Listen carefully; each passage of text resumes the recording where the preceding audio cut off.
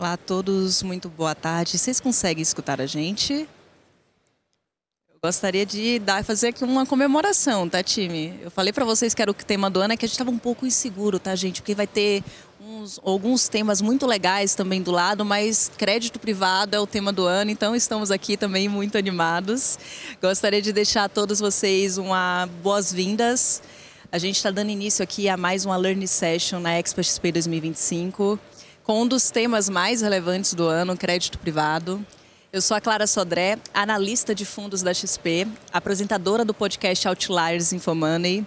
E nada melhor do que falar sobre o tema com grandes referências da gestão de crédito privado.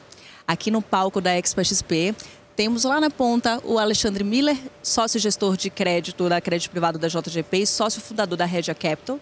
Daniela Gamboa, CIO de crédito privado da Sul América, e Faiga Delmes, sócia e head de crédito do Itaú Asset. Sejam muito bem-vindos à nossa Expo XP. Obrigada, Clarinha. Obrigada. Eu acho que tem uma questão muito relevante que vale trazer até um pouco de contexto e um pano de fundo. A nossa indústria de fundos ela tem passado por uma profunda transformação, marcada por mudanças regulatórias importantes, evolução do perfil do investidor e bastante volatilidade. Além da 175, outras mudanças importantes impactaram profundamente a indústria de fundos, influenciando desde a tributação a produtos específicos, critérios de elegibilidade para incentivo fiscal. E todas essas alterações acabou reconfigurando a dinâmica de diferentes classes de ativos e demandou também ajustes estratégicos por parte dos gestores. Eu gostaria de começar aqui o nosso painel pedindo para cada um dos nossos convidados comentarem em que parte do crédito privado cada gestor atua. Então, se puderem explicar de maneira direta como Itaú, Sul América e JGP investem em crédito. Combinado, obrigada, boa tarde, um prazer estar aqui com todos vocês. Bom, na Itaú Asset nós temos uma grade completa em crédito privado. Celebramos recentemente a marca de 500 bilhões de reais sob gestão e temos desde os produtos high grades, os produtos tradicionais e líquidos, aos produtos high yields, passando por fundos de infraestrutura, por gestão de FDICs. Aqui temos um time de crédito estruturado também, então grade completa aqui na Itaú Asset, atendendo a todos os mandatos de crédito privado. Bom, boa tarde a todos. Obrigada, Clara, e obrigada, XP, pela parceria e pelo convite para estar aqui hoje nesse painel. Na Sul América Investimentos, a gente é uma casa essencialmente de produtos de high grade de crédito. O que significa isso, né? Então, a gente foca muito no investimento dos emissores de baixo risco de crédito e tem uma grade completa dentro desse espectro, né? O que significa isso? Então, a gente começa desde os fundos que investem só em ativos bancários, com liquidez, combina ativo bancário com ativo corporativo, e aí a gente parte realmente para os produtos que a gente chama de dedicados, né, por sangue, crédito privado, que a gente vai ter carência para resgate, né, D30, D45, que vai combinar aí já tanto corporativo, bancário, como estruturas mais sofisticadas, então o mundo dos estruturados, um FDIC, um CRI. Também investe, né? A gente tem produtos aqui de debênture incentivada e produto de fundo de investimento. Uma cabeça, assim, sempre uma cabeça de investimento muito, muito fundamentalista. Então, com aquele viés de começar lá de uma avaliação macro para entender setor, companhia, chegar no micro aí desses entendimentos e dessa seleção, né? Com um controle de risco muito, muito importante, muito de perto. Olhando preço, olhando o mercado, mas com essa essência de avaliação fundamentalista dentro da casa. Boa tarde, é um prazer estar aqui nesse painel, mais uma edição da Expert, parabéns XP. Na JGP a gente hoje tem sob gestão cerca de 25 bilhões de reais sob crédito, né, considerando também a Regia Capital, que é a nossa JV com a BB Asset, focada em fundos ESG. E a gente atua desde o crédito high grade para grandes empresas até as situações de reestruturação, que a gente chama de special situations. São empresas em recuperação judicial, causas legais em discussão, passando por veículos mais estruturados, né? A vertical de agronegócio, infraestrutura, a FDICs e a parte de high yield. Somos 70 pessoas hoje no time, cerca de 30 pessoas aí hoje na divisão de Financial Advisory, que é o time que vai originar boa parte dessas operações para os fundos estruturados, né, originar e estruturar. Somos, então, uma gestora já verticalizada, né, muito parecido com o movimento das gestoras de Private Debt, que estão ganhando bastante relevância no mercado americano, né? Então, um pouquinho da JGP. Excelente, muito obrigada. Bem, a novela do IOF, ela mostrou um pouco de como o Brasil ainda é vulnerável à insegurança jurídica. Então, a gente teve o decreto que coloca o IOF nos FDICs, um decreto derrubando a medida, uma decisão do STF colocando em suspensão e, na sequência, uma decisão do STF derrubando a derrubada do decreto. Então, uma novela longa. Além disso, a MP 1303 pode acabar com a isenção de muitos investimentos e isso, de alguma forma, tem mexido com o mercado, trazendo aqui algumas alterações e tem a data limite para o fim do ano. Mesmo que não vire lei, o comportamento do mercado já mudou. E aí, começando pela FAIGA, como é que vocês enxergam o impacto dessa mudança na precificação dos papéis, fluxo do mercado como um todo e na atratividade de muitos ativos que acabam sendo impactados por essas medidas? Legal, vamos lá. Então, para falar um pouquinho dos cinzentos, acho que vale a gente fazer uma breve recapitulação do que tem acontecido nesse mercado, especialmente ao longo dos últimos 18 meses. E aí a gente tem que lembrar que a gente começa 2024, então, num mercado bastante pujante, com várias emissões e tudo mais. E logo no comecinho do ano tem uma primeira mudança regulatória ali que afeta os créditos isentos, as LCIs, LCAs, CRIs e CRAs. E com isso a gente tem um primeiro movimento de spread de crédito.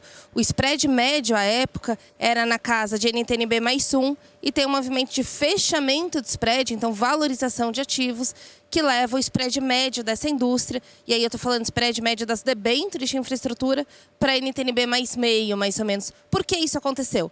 Aquela época você teve uma série de restrições em outras classes de ativos isentas, e aí o investidor, buscando uma alternativa para manter a isenção fiscal, migrou e os fundos de infraestrutura começaram a ter uma forte captação de recursos, com isso valorização dos ativos, logo esse fechamento de spread que a gente observou.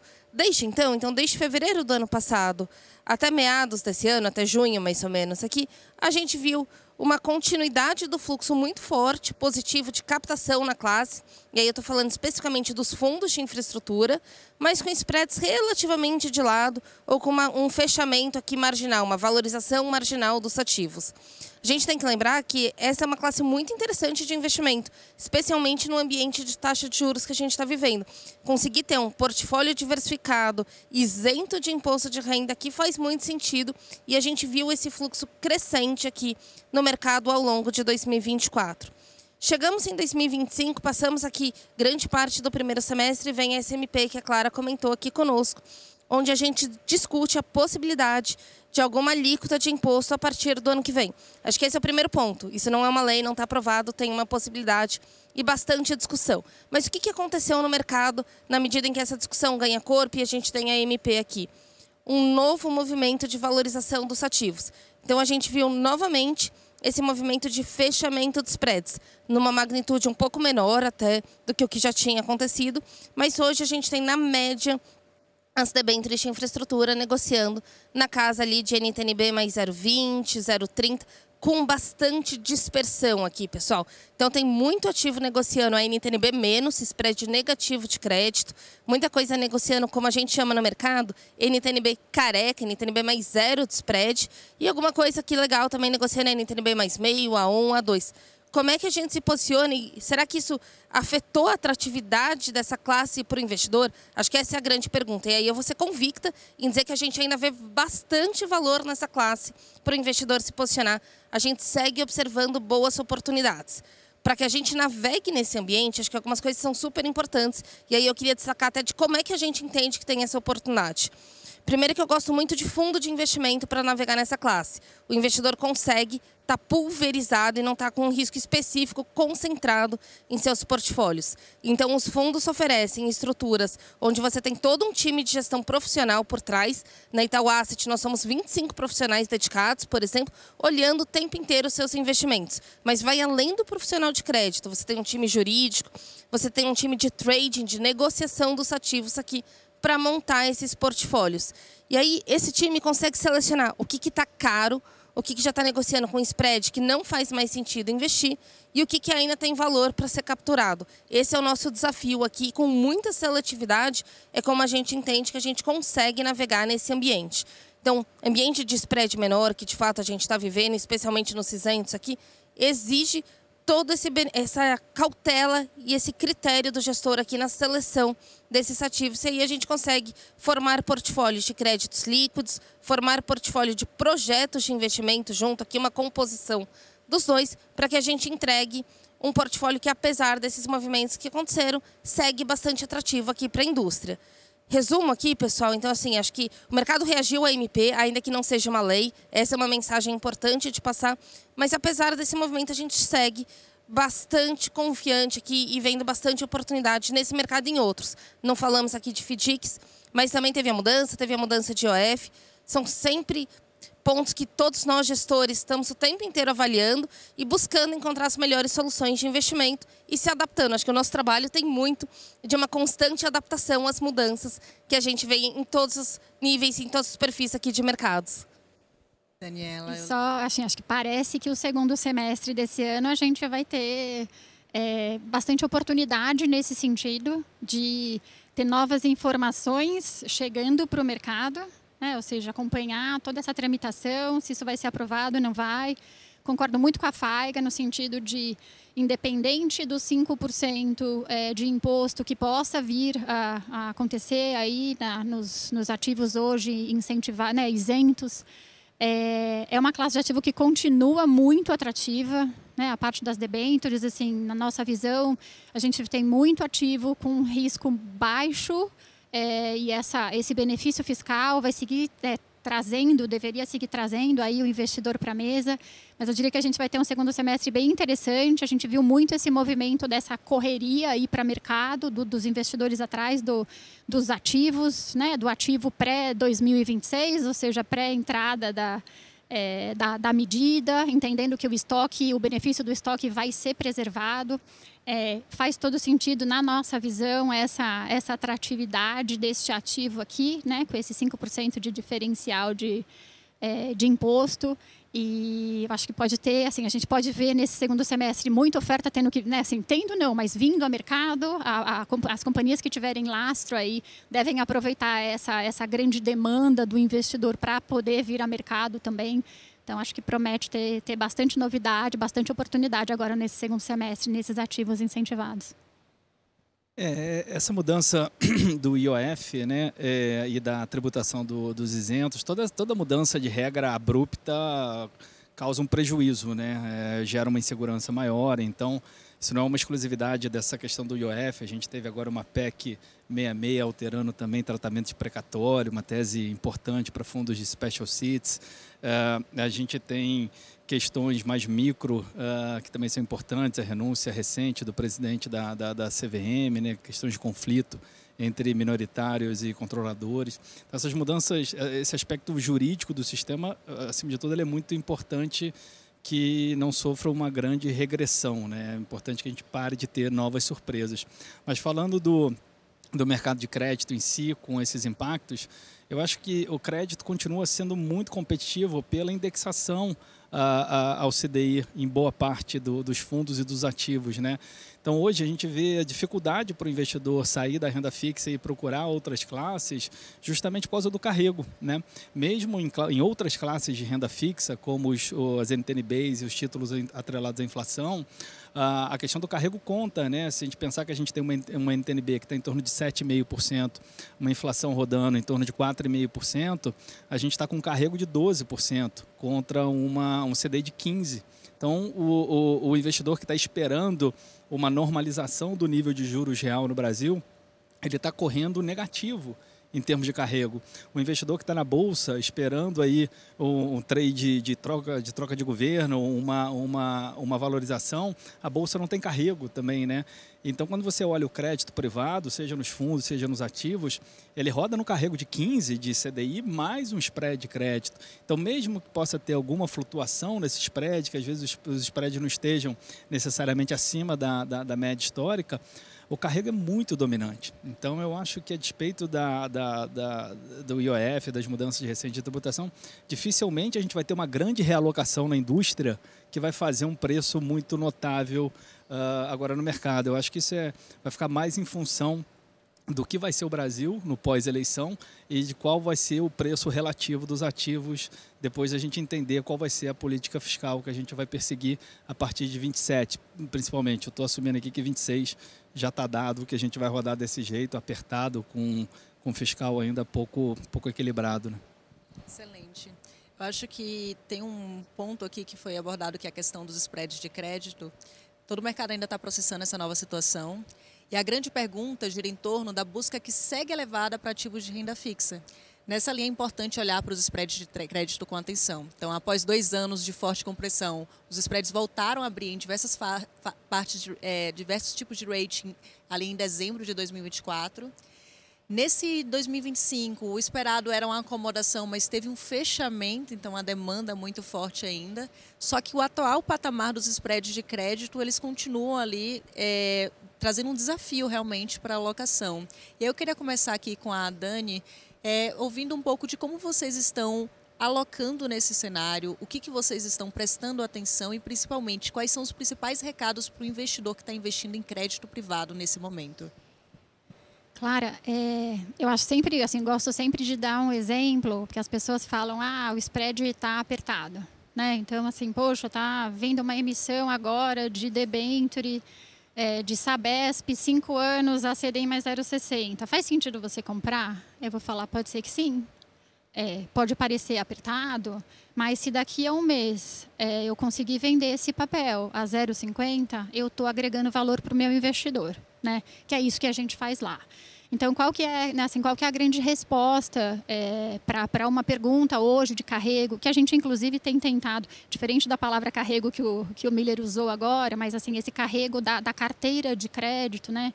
A gente tem tentado cada vez mais falar com o nosso investidor, transmitir essa informação, que a gente tem que parar um pouco de olhar, né, achar que o que eu vou entregar como retorno aqui como gestor, ele vai ser completamente baseado nesse meu carrego, porque hoje a gente tem muitas outras ferramentas que o gestor pode usar ali exatamente para agregar valor e agregar retorno para os produtos, né? Então, como é que a gente faz isso? Então, seja atuando via alocação do produto, eu tô otimista, eu estou mais ou menos alocado, né? Estou otimista, eu vou estar mais alocado, estou pessimista, eu vou estar com caixa maior, eu vou fazer isso via duration dos meus produtos, então quando eu estou otimista eu vou tomar mais risco de prazo, ou seja, pela qualidade da carteira dos ativos que eu vou colocar lá dentro. Então, assim, estou só assim, falando o começo, né? Sem contar que hoje a gente tem outras ferramentas também, eu posso fazer uma alavancagem em alguns mandatos que a gente tem dentro da casa, acho que é assim por diante.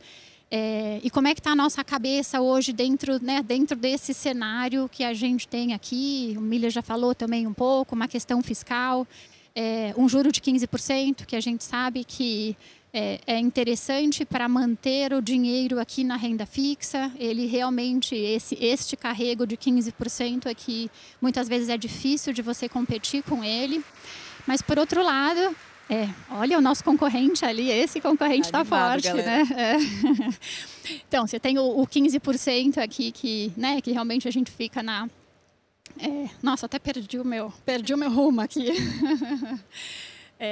Difícil da gente competir, mas a gente tem diversas ferramentas dentro de uma área de gestão para entregar aqui o retorno. Então, como é que a gente tem feito hoje? A gente está deixando os nossos produtos muito leves, tá? Por quê? Porque na parte de qualidade dos ativos, a gente está assim com receio desse juro alto pegar aqui, né, nas companhias. Eu falo, a gente não gosta de fazer zeragem de forma setorial, então assim, não é que a gente zera setores cíclicos, eu não vou zerar o setor de varejo, nem zerar o setor de saúde. A gente tem um time lá de profissionais exatamente para fazer essa seleção. Eventualmente eu tenho um bom emissor dentro do setor de saúde, eu tenho um bom emissor dentro do setor de varejo. Então, a gente faz essa gestão, mas a gente está, sim, mais leve em termos de risco de crédito, mais leve em termos de duration nos produtos. Mas, mesmo assim, de novo, o mercado está com bastante liquidez. A parte técnica, a gente segue vendo fluxo, né? A gente está tendo, assim, o 2025 agora, de novo, voltou a ter uma sequência de meses de captação positiva, seja para os fundos tradicionais, seja para os fundos de infraestrutura. E contra o técnico, eu falo, não tem quem lute. Então, o dinheiro entra, existe a compra pelo ativo, os spreads seguem fechando. Então, a gente tem que ter essa capacidade de acompanhar o mercado, olhar para onde está indo e saber se posicionar. Miller Feiga. Bom, se eu puder agregar aqui, quando a gente olha os spreads médios, eles não estão nem tão baixos. Se a gente olhar pelo JGP Index, que é o índice que a gente produz e divulga para o mercado, a gente vê os spreads em 160 pontos. Isso dá 10 pontos abaixo da média histórica desde 2017. O problema é que essa média está enganando. Tem muita gente amassada ali em 50 pontos, em 60 pontos, em 70 pontos. As empresas de energia, as rodovias e tal. E muita gente lá negociando a CDI mais 5, 6, 10, 15 e por aí vai. Então, a gestão de crédito hoje, ela passa por você fazer boa parte do fundo na turma mais protegida, mais resiliente, mas, inevitavelmente, você vai ter que fazer algumas apostas nesse pessoal que está com níveis de prêmio muito elevado. E para fazer essas apostas, eu gosto de dividir em 3 grupos, né, entre essa turma que está com taxas muito altas. Você tem empresas que são boas, bem posicionadas em seus mercados, têm posição de liderança, mas que estão com balanços alavancados por algum componente cíclico. Esse é o primeiro grupo. O segundo grupo são empresas que estão em setores que muito provavelmente estão com dificuldade estrutural, empresas de logística de última milha, distribuidora de medicamentos, são setores que estruturalmente estão sob risco de serem disruptados. Aqui é mais complicado colocar a mão. E o terceiro grupo, infelizmente, voltou às capas de jornal aqui no Brasil, que são empresas com algum tipo de issue de governança. Depois dessas confusões recentes que a gente andou tendo com alguns bancos, algumas operações trianguladas, coisas afins, isso voltou a ficar muito no radar do investidor. Então, empresa que não tem uma política consistente de alocação de caixa, que pode estar tendo algum tipo de evento com outros acionistas ocultos, esse tipo de coisa, voltou a ficar muito no nosso radar e a gente tem que tomar muito cuidado. Então sobrou o primeiro grupo para fazer algumas apostas. Então tem pouca gente que a gente tem segurança de poder apostar aqui num Brasil de juro normalizado, ou num Brasil que vai abrir uma janela para follow-on, eventualmente que possa ser usado para captação de equity, para desalavancar os balanços, possam surfar. Então as apostas estão bem pontuais. A gente soma essas apostas pontuais em operações de originação e estruturação proprietária para fazer a composição de spread. E aí, inevitavelmente, o que a gente sempre procura? Controle do colateral. Quando a gente vai fazer uma estruturação proprietária, a gente quer estar sempre no primeiro nível de garantia das emissoras, e aí é daí que vem a vantagem de você poder fazer esse acesso direto nos emissores e essa construção da estruturação. Então a gente está tentando se virar assim, nesse Brasil de spreads historicamente abaixo da média. Concordando aqui com meus colegas também, que eu acho que é uma oportunidade que surge em momentos como esse, e momentos de fato de spreads médios, menores ali, é que você use a sua escala também a seu favor. Esse é um pouco do nosso posicionamento aqui na Itaú Asset. Então, na medida em que a gente consegue entregar cheques de 2 bilhões de reais para uma companhia e ela resolve com um único investidor, ao invés de ter que falar com um conjunto de diferentes assets, você entrega um valor para essa companhia. E aí você faz o que a gente chama de private placements. São deals exclusivos para compor aqui os portfólios. Como você está entregando um benefício adicional, você consegue também um retorno adicional ali em muitas dessas ofertas.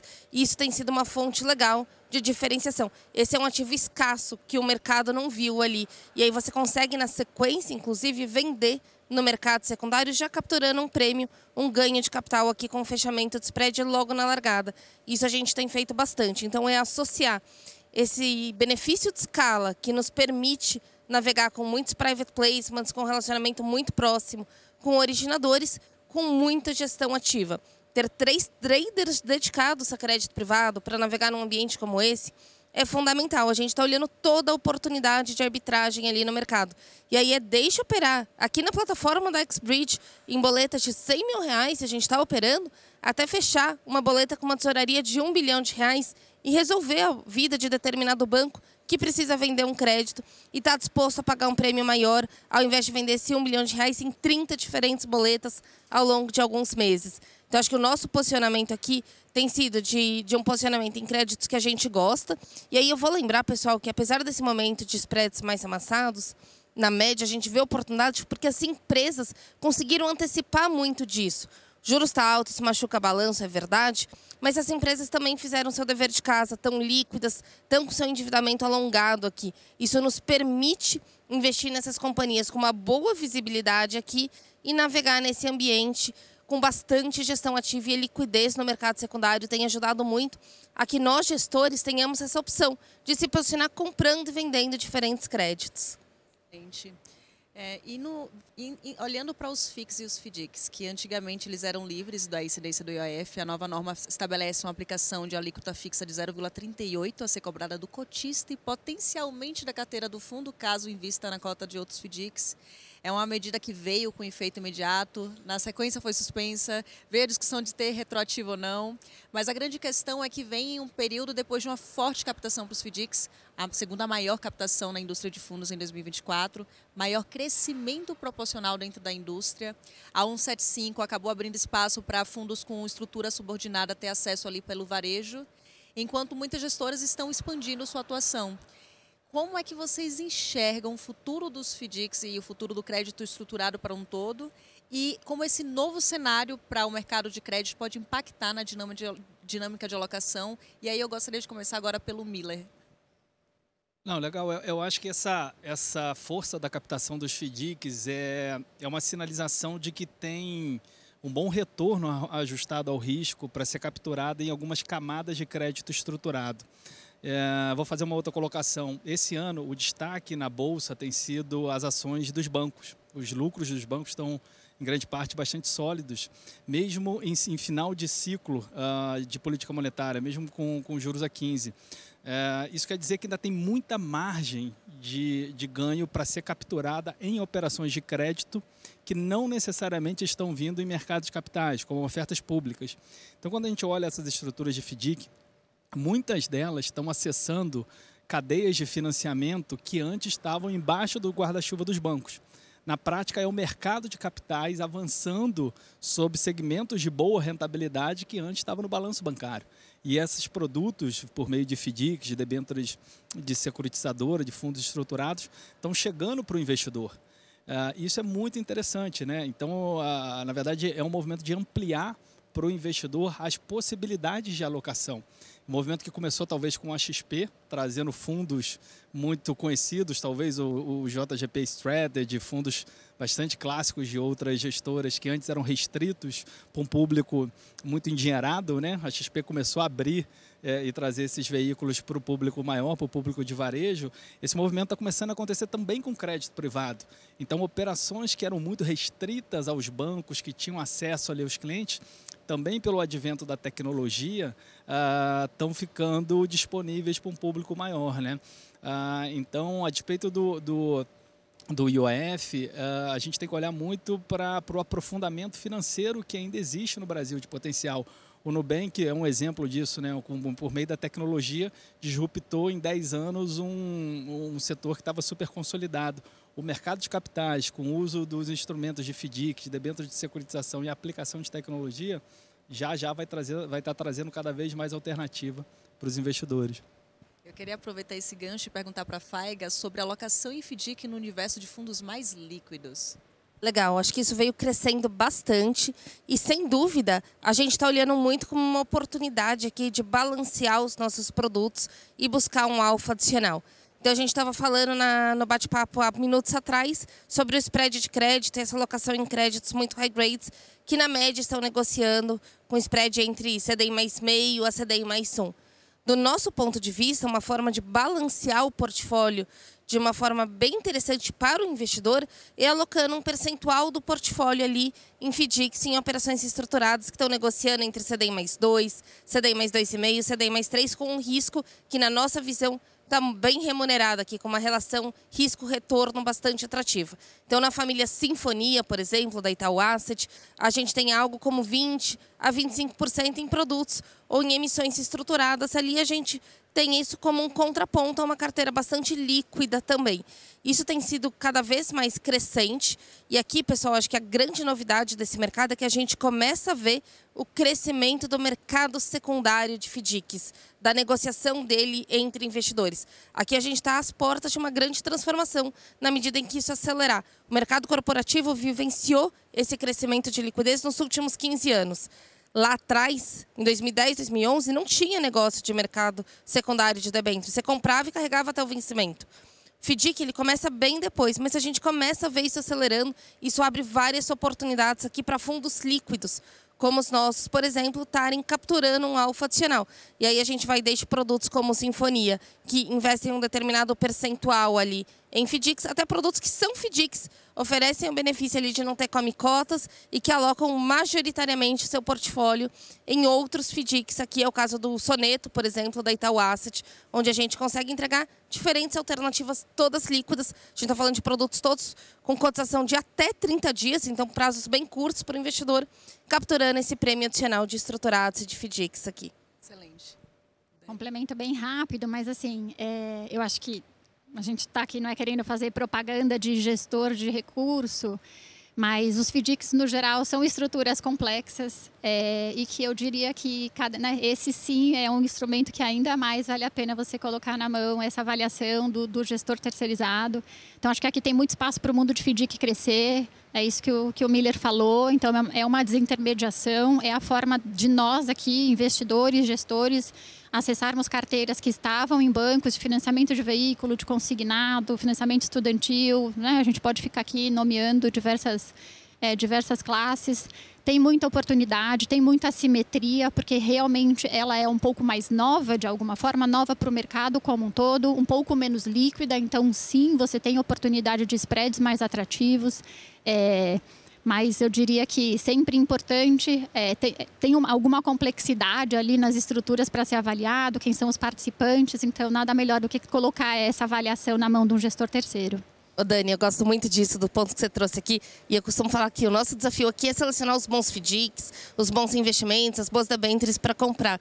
E o desafio dos investidores é selecionar os bons gestores com os quais eles vão investir seus recursos, né? Acho que essa é a tarefa de cada um aqui para a gente buscar esse investimento consciente. Eu sempre gosto de trazer, como analista de fundos, e a gente nos relatórios recorrentemente tem falado sobre a importância da alocação em crédito privado através da gestão ativa, ainda mais em um momento de mercado como esse. Agora gostaria de falar um pouco da dinâmica de fim de incentivos, não fim de incentivo, é fim da isenção do crédito privado, a infraestrutura e agro. E aí eu queria começar aqui pela Dani Gamboa, falando sobre o crédito bancário. Diante dessa atual dinâmica de liquidez das taxas de captação dos grandes bancos, como é que vocês estão enxergando o papel do crédito bancário nas alocações? Tem prêmio suficiente ainda? Tem oportunidades? Como é que está esse tipo de ativo hoje em dia? Bom, o prêmio a gente pode falar que também está apertado, né? Quando a gente coloca aqui, seja dos grandes bancos, seja dos bancos médios ali de primeira linha, quando a gente olha no mundo do absoluto. Mas assim, o que é um prêmio apertado? Hoje, quando a gente vai olhar um banco médio de boa qualidade, ele vai pagar ali alguma coisa perto de CDI mais 40, mais 0,45, alguma coisa nesse nível. E a gente, olhando para o mundo corporativo, né, você fala, eu vou para o corporativo, eu vou para o bancário. A gente olha para o mundo corporativo e a gente está vendo aqui, vindo a mercado agora, uma debênture de Autoban, 7 anos, a CDI mais 0,50. O que a gente tem feito dentro da SulAmérica Investimentos? Como eu comentei, a gente está tentando deixar ali os portfólios de uma forma leve, com os prazos mais curtos. E aí sim, o bancário, eu acho que ele tem uma função que a gente gosta muito de trazer um bom risco, com prazos que numa letra financeira sênior a gente consegue ter prazos curtos, né? Então esse CDI mais 0,40, 0,45 é para prazo de 2 anos. Então quando a gente quer encurtar a carteira, né, trazer bons riscos com prazos mais curtos, essa é uma forma que a gente gosta de fazer, tá? E aqui, assim, só lembrando, eu acho que o setor financeiro não precisa nem falar muito, mas a gente entende que é um setor no Brasil, assim, muito forte. A gente tem um setor muito, muito estável, muito resiliente, que segue aí não só, né, normas globais, como a gente tem um Banco Central que tá sempre aí de olho em tudo que está acontecendo. Então, a gente cria regras ainda mais restritivas do que a gente vê fora, né? Regras não só de capital, de liquidez, como a gente já viu aí recente, até regra de restrição de funding. Você não pode ter tantos por cento de dinheiro com garantia de FGC. Então, a gente entende que é um setor muito forte e que hoje, quando a gente olha, tá? Só comparando aí prêmios, ele segue interessante. E, assim, no mundo da liquidez, é uma classe de ativo muito líquida. Então, também ele pode compor, ajudar a fazer liquidez. Então, a gente consegue, com rapidez, transformar isso em caixa e fazer essa troca de ativo. Comentei aqui da letra sênior, mas também eu acho que vale falar que no mundo das letras subordinadas e das letras perpétuas, a gente também vê bastante oportunidade. E aqui nesse mundo dos papéis mais longos, né, a subordinada acaba sendo ali usualmente um papel de 10 anos com uma recompra no 5. Eles são papéis mais longos, mas que têm tido uma demanda muito forte. A gente percebe que assim, até tinham gestores que não participavam desse mercado, têm participado cada vez mais. A gente vê letra financeira perpétua tendo atratividade, aí tendo demanda pela pessoa física. Então, nesse mundo aqui do papel mais longo, a gente vê bastante espaço para ganho de capital. A gente vem vendo bastante fechamento de spread. Então, você fala, faz sentido eu alocar numa letra financeira perpétua de um grande banco a CDI mais 1,25, eu vou falar de novo a mesma história, eu vou vender daqui a pouquíssimo tempo ao CDI mais 1, CDI mais 1,15, então faz sentido sim, tá? Excelente. Eu queria agora ir para a infraestrutura, Faiga. A gente estava acompanhando uma dinâmica de fechamento de spreads muito forte, em especial ali a partir de 2023. A demanda também muito grande para esse segmento e sabendo que infraestrutura não é uma caixinha única. Como é que vocês estão enxergando os investimentos nesse segmento no momento atual? Legal, acho que a gente falou um pouquinho aqui no começo desse bate-papo sobre todas essas mudanças regulatórias e como é que isso tem impactado o mercado de infra, mas eu gosto de separar em duas grandes caixinhas em perfil de risco, e aí eu estou falando do que a gente chama de crédito corporativo. Então, é financiar as grandes companhias já maduras que operam vários projetos de infraestrutura, mas já são amplas geradoras de caixa aqui, e essas costumam negociar e emitir dívida. Hoje em dia, a NTNB menos um spread, e uma segunda caixinha aqui, onde a gente está falando do que a gente chama de Project Finance. É o projeto pré-operacional que ainda não gera receita, mas que vem com um conjunto de garantias, que você olha ali na frente, já está com todo o financiamento equacionado e que tem bastante oportunidade. Nos nossos fundos, por serem líquidos, a gente equilibra isso, mais ou menos 70% no crédito corporativo, aqui 30% em projetos efetivamente. E como é que a gente ganha dinheiro em cada um desses mercados, que eu acho que é muito legal dividir aqui com o investidor? No crédito corporativo, acho que a gestão ativa é a principal fonte de alfa hoje em dia. Então, eu vou dar alguns exemplos, pessoais, mas assim, a gente vê muita coisa saindo para investidor profissional, inicialmente, precificado ali a NTNB. Esse papel, no início, quando ele é emitido ao mercado, ele não pode ser amplamente distribuído. Mas, em alguns casos, após 6 meses, ele passa a poder ser ofertado para todo investidor qualificado aqui. E aqui a gente tem um potencial valorização desses ativos. Então, o que nós fazemos? Por exemplo, a gente compra, enquanto investidores profissionais, carrega aqui por 6 meses e captura um ganho de capital, um fechamento de spread, na medida em que o papel deixa de ser restrito para um público pequeno e passa a estar disponível para grande parte aqui dos investidores. Então, essa é uma das alternativas, uma das fontes de alfa aqui que a gente vê nessa caixinha de crédito corporativo. Junto com isso, tem o ponto que eu já comentei com vocês, de ancoragem de ofertas, onde a gente compra 100% dos private placements, que você também entrega um benefício aqui, e na medida em que esse é um ativo escasso, você consegue vender no secundário. Mas, de qualquer forma, a gente está falando aqui de muita gestão ativa nessa caixinha. E em Project Finance, nessa parte de financiamento de longuíssimo prazo, eu estou falando de 15, 20, 25 anos. Aqui a história é outra. A gente vê uma fonte de alfa muito associada a estar investindo em bons projetos.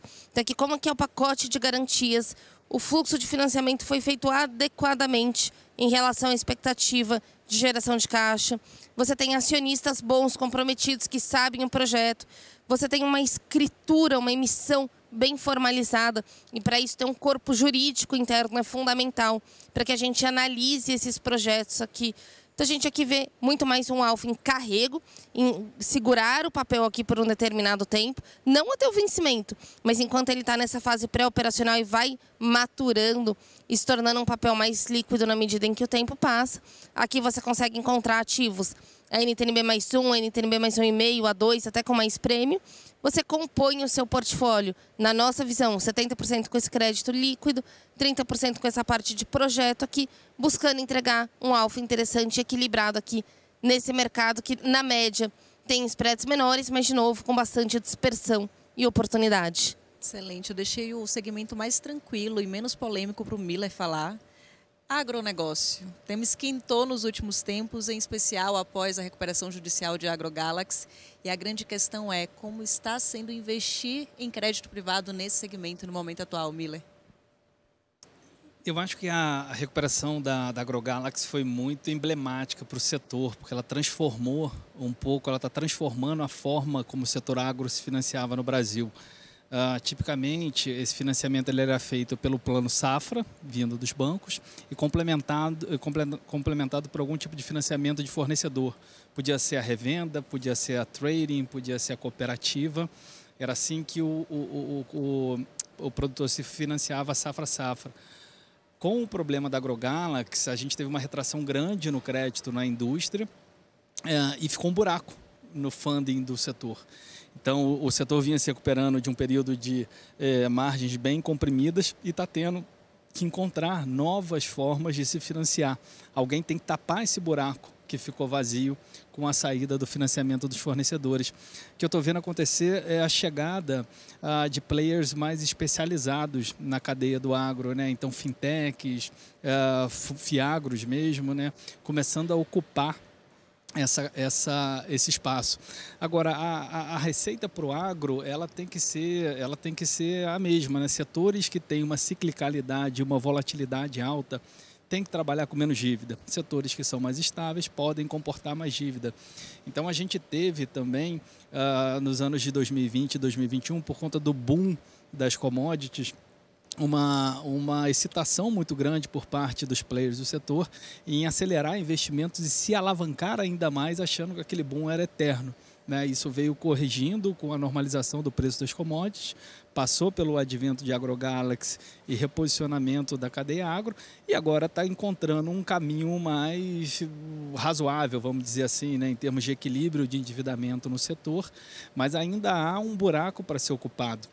Então, os fundos estão voltando a se reaproximar do setor agro, mas pedindo mais colateral, cobrando menos alavancagem dos players e, de certa maneira, com uma régua muito mais conservadora. Mas eu acho que cedo ou tarde o setor volta, né? É um setor muito relevante na participação econômica do PIB no Brasil. Certamente tem margem para ser extraída e vai voltar rapidinho para o radar dos fundos. Excelente, temos um desafio de tempo aqui, aquela resposta de 1 minuto para cada um. Como vocês enxergam crédito privado na carteira do investidor, olhando para os próximos 5 anos? Desafio, hein? Vou começar então. Claramente eu vejo o crédito privado conquistando um espaço definitivo na carteira do investidor. Lá atrás ele era um caixa turbinado, isso ficou no passado e hoje o crédito faz parte e compõe o portfólio do investidor com um benefício muito importante de descorrelação. E aí cada investidor consegue ter desde a caixinha de liquidez, a caixinha do crédito raiz, aqui um produto crédito privado efetivamente, até os estruturados. Então veio para ficar, acho que não é uma modinha como tem gente que fala aqui, e certamente compõe muito bem o portfólio dos investidores. Dani? Concordo completamente. Eu falo, a gente é muito questionado nesse sentido de o ano passado teve captação recorde, agora acabou. Né? Assim, então a gente chegou no limite dessas alocações. Tem muito espaço para crescer. Quando a gente olha lá dentro de casa, que ainda existe R$1 trilhão na poupança, e a gente sabe que o fundo de crédito privado, que seja esse de liquidez, ele é uma porta de entrada para uma saída de poupança.